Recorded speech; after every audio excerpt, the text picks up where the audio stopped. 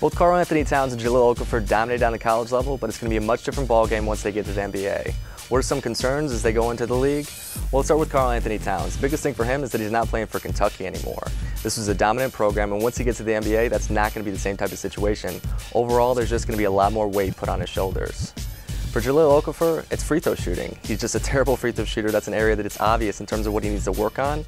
And also, he's not as good on defense. That's something that Towns is much better at, and he's just not fully developed. He has phenomenal footwork, but defensively, he's just not there yet in terms of being an NBA big.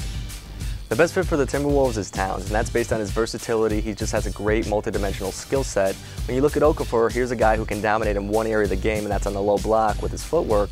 But then Towns has just got so many weapons that he can provide for a different team, whether that's stepping out on the perimeter, whether that's on the low block, whether that's defensively with his shot blocking ability. Then he's barely tapping into his potential. He's definitely the better fit in terms of what he can provide for the Timberwolves. Jahlil Okafor is going to have a bigger immediate impact out of these two guys. And that's just based on what we saw him do at the college level. He just has a fully developed game, and that's kind of obvious. His 28-year-old man post moves, it's just something that's going to transfer over well at the NBA, whereas in college he was getting in a lot more foul trouble.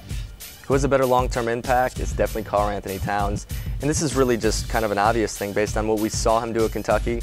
He didn't get a chance to really kind of come out of his shell. We didn't see the full Karl-Anthony Towns of what he's going to be able to do.